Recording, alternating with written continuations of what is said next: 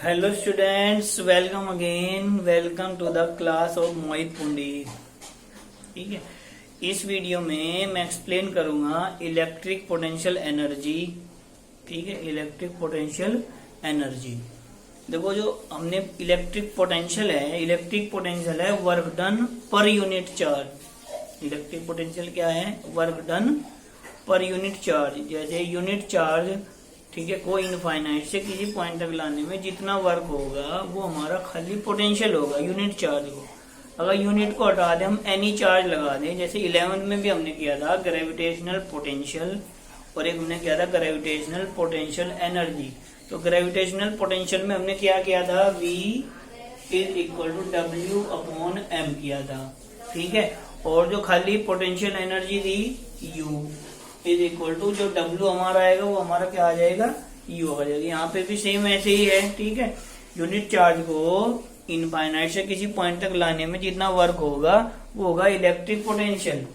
और किसी भी कोई चार्ज है, चार्ज सिस्टम है, उनको इनफाइनाइट से, ठीक है, किसी सिस्टम को असेंबल करने में जितना वर्क होगा उस वर्क को बोल देंगे हम electric potential energy. Amount of work in assembling a system of charge, ठीक है, from infinity to the given location is known as electric potential energy of the system. वो इस सिस्टम की इलेक्ट्रिक पोटेंशियल एनर्जी हो जाएगी charges को infinite से उनकी लोकेशन तक लाने में, ठीक है, उसको सिस्टम को असेंबल करने में जितना वर्क होगा उस वर्क को ही हम इलेक्ट्रिक पोटेंशियल एनर्जी बोल देंगे। सपोज करो ये दो चार्ज सिस्टम है, consider two charge system Q1 Q2 are placed at distance small r। ये सिस्टम को हमें असेंबल करना है। दो चार्ज हैं, 3 भी हो सकते हैं, इनमें 4 भी, कितने भी चार्ज हो सकते हैं। तो जो भी हमें 2 पॉइंट चार्ज सिस्टम है या 3 पॉइंट चार्ज सिस्टम है या 4 पॉइंट चार्ज सिस्टम है, कोई भी चार्ज सिस्टम है, ठीक है, उसको असेंबल करने में जितना वर्क होगा उस वर्क को ही हम पोटेंशियल एनर्जी बोलेंगे। फिर हमें 2 का निकालना है, 2 पॉइंट चार्ज सिस्टम का। तो हम क्या करेंगे, पहले इसका Q1 का पोटेंशियल फाइंड कर लेंगे B पे। देखो, पोटेंशियल का वर्क का हमें रिलेशन पता है। अगर हमें W पता है तो हम V फाइंड कर सकते हैं, और अगर V पता है तो हम W भी फाइंड कर सकते हैं। W is equal to V into Q। तो इसी से होगा, हम V फाइंड करेंगे। ठीक है, V फाइंड कर सकते हैं हम Q1 की वजह से B पॉइंट पे, या इसका ऑपोजिट भी कर सकते हैं। पहले हम Q2 को भी हम Q2 को ला सकते हैं, Q2 का A पे हम फाइंड, दोनों से सेम ही आएगा। तो Q1 को इनफाइनाइट से A तक लाने में वर्क डन 0 होगा। ठीक है, क्यों? क्योंकि पहले से कोई फील्ड नहीं है। वर्क डन 0 का मतलब है हमें इलेक्ट्रिक फील्ड के अगेंस्ट कोई वर्क नहीं करना पड़ेगा। हम यहाँ इलेक्ट्रिक फील्ड के अगेंस्ट जो वर्क होता है वही हमारा पोटेंशियल या पोटेंशियल एनर्जी में ऐड होता है। अगर इलेक्ट्रिक फील्ड ही नहीं है तो इलेक्ट्रिक फील्ड के अगेंस्ट कोई वर्क नहीं होगा। ठीक है, वैसे कोई वर्क हो वो अलग बात है, लेकिन इलेक्ट्रिक फील्ड के अगेंस्ट कोई वर्क नहीं होगा। फील्ड के अंदर पोटेंशियल होगा, फील्ड की वजह से पोटेंशियल होगा।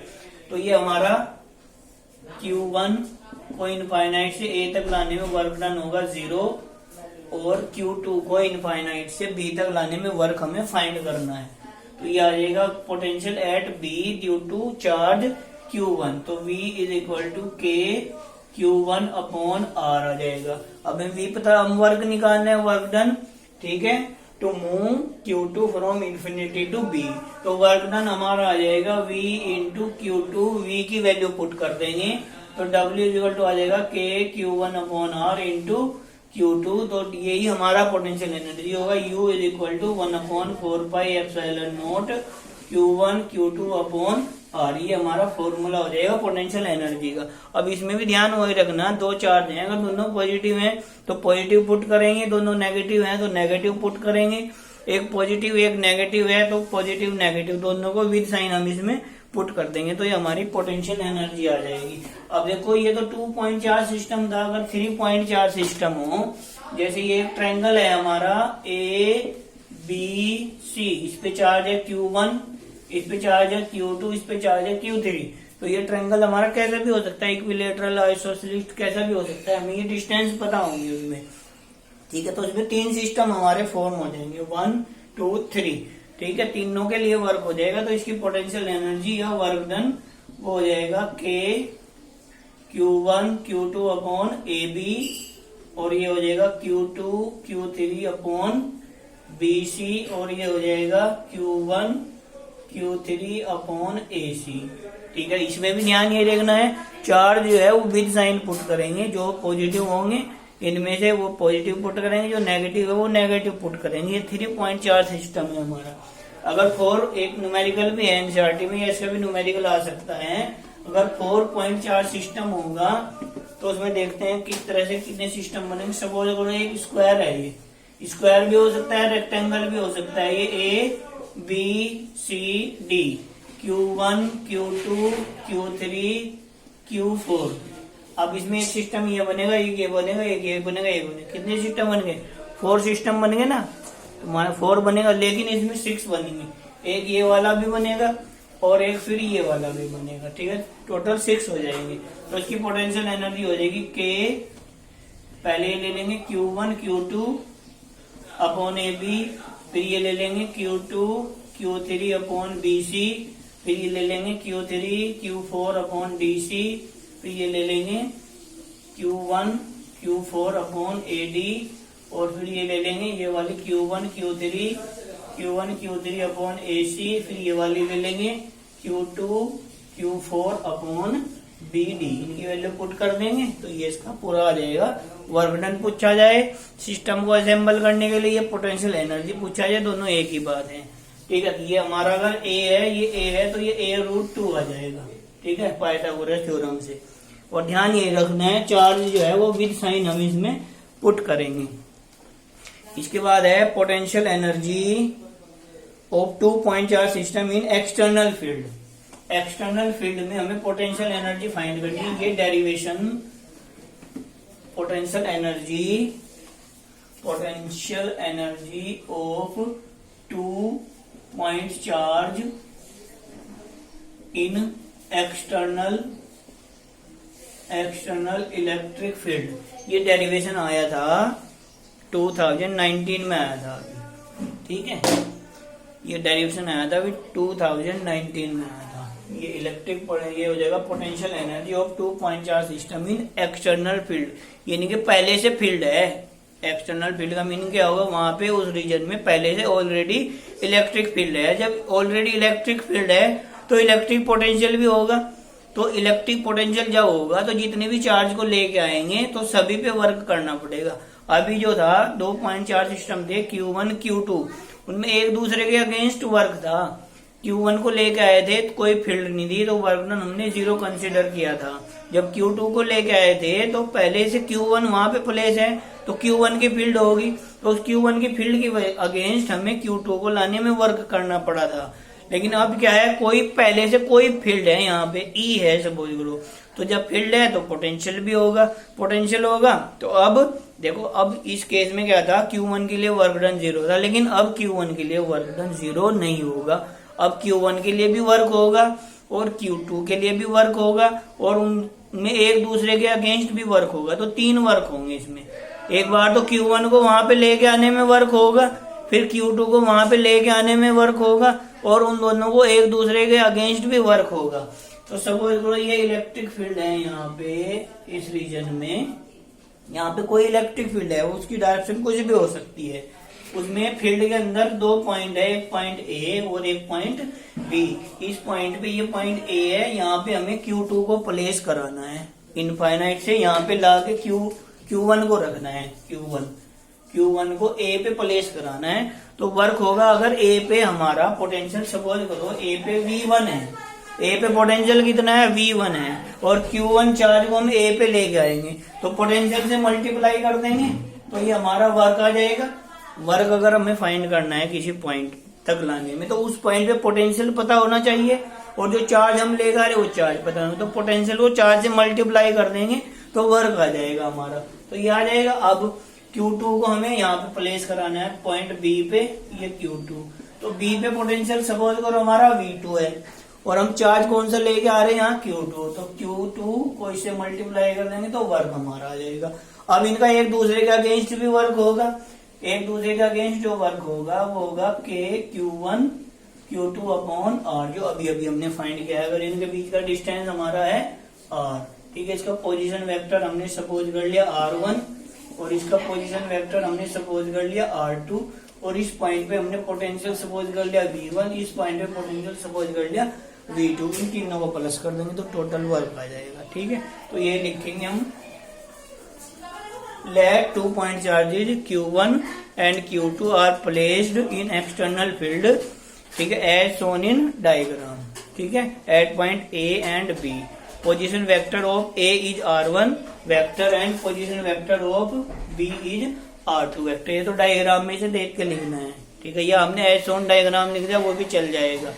अब हमें इसका वर्क निकाल लेंगे, work done to move Q1 from infinity to A।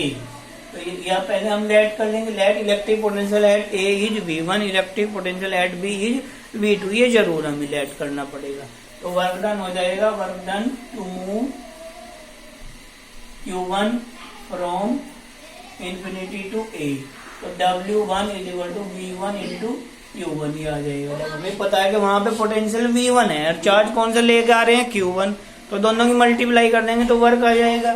अब work done to move Q2 from infinity to B।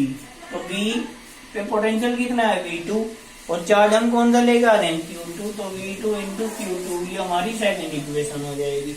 अब इन दोनों को एक दूसरे का अगेंस्ट भी करना पड़ेगा, work done against each other. तो ये आ जाएगा W3 is equal to K Q1 Q2 upon R। ये अभी हमें फाइंड किया है। तो टोटल वर्क हो जाएगा, total work W is equal to W1 plus W2 plus W3। तो W is equal to V1 Q1 V2 Q2 और 1/4 pi epsilon not Q1 Q2 upon R। Charge को विद साइन रखेंगे, ये ध्यान रखना है, ठीक है, जहां पे भी रखना है चार्ज को विद साइन पुट करेंगे। देखो इसके बाद है इसमें ये 2 पॉइंट चार्ज सिस्टम का था। अब पोटेंशियल एनर्जी के लिए हमें डाइपोल की पोटेंशियल एनर्जी के लिए, ठीक है, potential energy of dipole in external electric field, external electric field में हमें डाइपोल की पोटेंशियल एनर्जी निकालनी है। तो ये कोई हमारी एक्सटर्नल फील्ड है, ये हमारी एक्सटर्नल फील्ड है। तो ऐसे इसमें ये डाइपोल रखा हुआ है, ये A B, ये प्लस Q और ये माइनस Q, ठीक है। तो ये एंगल है इसका, ये वाला एंगल थीटा है, ठीक है, ये इसका 2L है। तो हम टॉर्क से निकाल सकते हैं, ये हमारा E वेक्टर है। तो इस पे हम टॉर्क फाइंड कर सकते हैं। अगर कोई डाइपोल फील्ड के अंदर थीटा एंगल पे रखा हुआ है तो टॉर्क निकाल लेंगे, उस टॉर्क से हम उसका फिर वर्क निकाल सकते हैं। तो टॉर्क निकाल लेंगे पहले, इसका tau is equal to PE sine theta, ये टॉर्क हो जाएगा, ठीक है। Small work to rotate the dipole through small angle d theta angle से इसको रोटेट करने में वर्क निकाल लेंगे। पहले DW इज इक्वल टू हो जाएगा टो इंटू डी थीटा। देखो जो हमारा ट्रांसलेटरी वर्क होता है DW, वो किसकी वजह से होता है, फोर्स की वजह से। तो फोर्स इंटू डिस्प्लेसमेंट। और जब कोई चीज रोटेट करती है तो उसका जो टर्निंग इफेक्ट होगा उसको हम टॉर्क बोलते हैं, तो वो फोर्स की वजह से होगा। तो वो उसमें थीटा एंगल पे हम रोटेट करेंगे तो वहां पे फोर्स का काम टॉर्क करेगा। तो टो को डिस्प्लेसमेंट से हमने मल्टीप्लाई कर दिया तो वर्क आ जाएगा। तो DW टो की वैल्यू पुट कर देंगे PE sine theta D theta, ठीक है। अब सपोज करो ये तो हमने स्मॉल एंगल रोटेट किया है। अब सपोज करो हमने पहले वो θ1 पे था, फील्ड से किस एंगल पे था, θ1 पे, और उसको रोटेट कर दिया हमने यहाँ पे ये। अब ये एंगल इसका हो गया मान लो θ2। तो θ1 से θ2 तक रोटेट करने में जो वर्क होगा वो इसका इंटीग्रेशन कर देंगे। Total work to rotate the dipole from angle या फ्रॉम कॉन्फ़िगरेशन भी बोल सकते हैं, θ1 टू θ2। तो dw integration θ1 to θ2 PE sin theta d theta. तो dw का इंटीग्रेशन हो जाएगा w, PE बाहर आ जाएगा, sin थीटा का इंटीग्रेशन हो जाएगा माइनस कोस थीटा θ1 θ2। ये इसमें लिमिट पुट कर देंगे तो PE minus cos θ2 minus minus, तो एक माइनस ही है, वो लिमिट वाला माइनस आ जाएगा, तो प्लस में आ जाएगा कोस θ1, ऐसे भी लिख सकते हैं माइनस, और ये आ जाएगा, ये वाला पुट कर देंगे माइनस कोस θ1। तो ये माइनस माइनस प्लस हो जाएगा, तो W हमारा आ जाएगा PE कोस θ1 माइनस कोस θ2। ये प्लस में आ जाएगा, इस प्लस वाले को पहले लिख देंगे, माइनस वाले को बाद में लिख देंगे। अब ये यहाँ पे इसकी कई केसेज हैं, ठीक है, इसके कई सारे केसेज हो सकते हैं। सपोज करो पहले वो परपेंडिकुलर है, फील्ड के अंदर परपेंडिकुलर रखने के बाद फिर थीटा एंगल पे घुमाने में जो वर्क होगा उसको हम पोटेंशियल एनर्जी बोलते हैं। पोटेंशियल एनर्जी क्या होगा, ठीक है, work done to rotate the dipole from the perpendicular direction to a given angle. Perpendicular direction से गिवन एंगल तक रोटेट करने में जो वर्क होगा उसको हम बोलते हैं potential energy of the dipole. तो अगर हमें केस 1 हो जाएगा हमारा, केस 1 θ1 हमारा 90 हो जाएगा और θ2 हमारा थीटा हो जाएगा। तो हमारा W या U is equal to PE cos 90 minus cos theta. Cos 90 की वैल्यू 0 हो जाएगी, तो U इज इक्वल टू हो जाएगा माइनस PE कोस थीटा। अगर पोटेंशियल एनर्जी खाली फाइंड करनी हो डाइपोल की तो इस फॉर्मूले से फाइंड कर देंगे। इसको मैं भी लिख सकते हैं minus P vector dot E vector, P dot E PE cos theta हो जाएगा। केस सेकंड, अगर वो θ1 0 है और θ2 हमारा थीटा है, फील्ड के अलोंग प्लेस कराने के बाद थीटा एंगल पे घुमाना है, इसमें ये ऐसे पूछे जा सकता है न्यूमेरिकल में। तो ये आ जाएगा हमारा U is equal to PE cos 0 minus cos theta. तो U is equal to PE 1 minus cos theta आ जाएगा। अगर 0 पे फील्ड के अलोंग प्लेस कराने के बाद थीटा एंगल पे 60 डिग्री पे या 30 डिग्री पे रोटेट कर दिया, उसमें कितना वर्क होगा, तो उसमें इतना वर्क हो जाएगा, ठीक है। और ये हो जाएगा अगर केस थर्ड, अगर θ1 हमारा 0 है और θ2 हमारा 180 है, उसको टर्न अबाउट कर दिया। क्या कर दिया हमने, जैसे ये है, वो कहता है उसको डाइपोल को हमने टर्न अबाउट कर दिया, ऐसे ये टर्न अबाउट कर दिया, पूरा घुमा दिया एक पूरा रोटेशन के लिए। तो उसमें क्या होगा, 1 पहले तो 0 है, मान लो फील्ड के अलोंग है, अब ये फील्ड के ये हो जाएगा अपोजिट हो जाएगा, तो 180 हो जाएगा। तो इसमें आ जाएगा हमारा U is equal to PE cos 0 minus cos 180। तो कोस 0 की वैल्यू 1 और कोस 180 की वैल्यू माइनस 1 हो जाएगी। तो ये आ जाएगा U is equal to PE 1 plus 1, तो 2 PE आ जाएगा। इससे डायरेक्ट भी हम न्यूमेरिकल फाइंड कर सकते हैं, तो इसका न्यूमेरिकल आ सकता है, ठीक है। तो इनको ध्यान से कर लेना है, कोई प्रॉब्लम हो तो वो पूछ लेना है। इसका न्यूमेरिकल भी है एनसीईआरटी में, एग्जाम्पल 2.5, इससे पहले वाला जो टॉपिक था 2 चार्ज इन एक्सटर्नल बिट। तो इस जैसे जैसे मैंने ये किया है, इससे पहले वाला derivation V1 Q1 plus V2 Q2 plus W3 W1 W2 W3 अलग अलग फाइंड करके प्लस कर देंगे, तो उसकी टोटल एनर्जी आ जाएगी। तो न्यूमेरिकल ट्राई करके देखेंगे।